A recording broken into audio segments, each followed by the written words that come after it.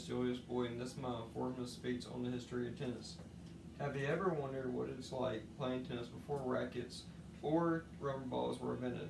Imagine having to play tennis with a leather glove and a wooden ball. Before rackets were invented, tennis players used to use their hands to hit a wooden ball across the yard to each other. After intense research, I have gained a lot of knowledge about the history of tennis. The information I'm about to give you will hopefully enhance your knowledge about the history of tennis. The history of tennis has evolved in many ways over the years, in the rackets, balls, the courts, outfits, and the rules. How did tennis change over the years?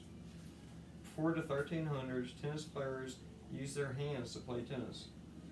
By the 1400s, history saw the birth of what could be considered the first legit wooden racket. It was long and had like an oval head, like kind of teardrop shape, and it was made from, the strings on it was made from animal guts. The early wooden rackets had a long handle and a small teardrop oval shaped heads, like that one did too. And it kind of evolved over time, but now we have this, and since 1890s they came out with a metal frame heads started, and off of that they went, now it's either aluminum or carbon frames you can get now. Aluminum frames are cheaper, but they'll bend. If you look at them, they'll be just crooked, and you can't really, they're just cheap, and they don't really hit the best. They'll be like $25 at Walmart, and this is a carbon frame. It's going to be about $100 or $200 racket, and it's not going to break on you near as easy. It will last a long time, and it'll hit much better than aluminum will. How has tennis balls evolved over the years? Originally, they made their tennis balls from a court, and they took strips of wool and they wrapped it around the court. And that's what they used to use after the wood. In the article, all you ever want to know about tennis, paragraph 2 states, in the 1870s, vacuumized rubber was used to make the first tennis balls. In 1972, Wimbledon invented a green fuzzy rubber ball that is still used today. And in tennis, you have pressured tennis balls and non-pressured. This is a pressured one. They come in little cans, and once you pop the can, you hear like a little like noise, and it releases the pressure. They kind of bounce higher, and but they don't last as long as a non-pressurized one. They'll just be like in the bags. You can get those at Walmart too. They're a little bit more expensive, but they'll last a long time. And they lose their bounce a lot quicker though. People use those for practice more.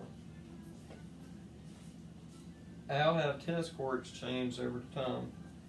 The Physical Education Handbook, page 291 states, the game was first intended to play on a lawn, but eventually hard surfaces grew in popularity. Here's a grass court right here. This was from tennisascent.com. I think that's at Wimbledon right there, but you see they kind of have to, on grass courts, you kind of have to keep it maintained and nice and pretty, and it's just hard to do. So now people have more, they say it's acrylic or asphalt courts, and they also have clay courts. And asphalt courts, you have to resurface them like every 5 years, and they're kind of expensive. But then clay courts, after you play each time, you have to go out and restripe the tennis lines with lime, and it's just aggravating. So most people around here just use asphalts, so you don't have to do that. How have tennis uniforms changed over the years? Time magazine paragraph 1 states, men wore blazers and flannel trousers, while women wore corsets and long kilt skirts. Here's a picture here from Pinterest. You see a long skirt and all long material on. And there's the guy. This one's from sportshow.net.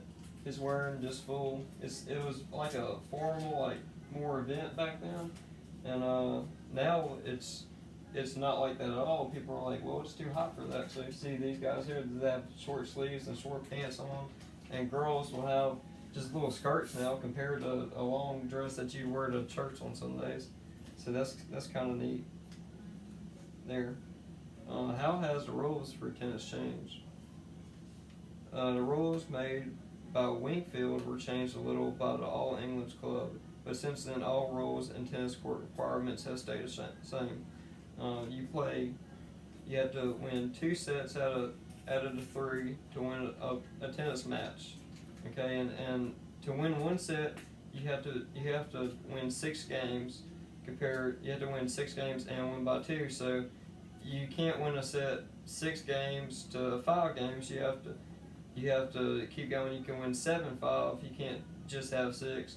But if your other player catches up to you and you have 6-6, you have to play a set tie break.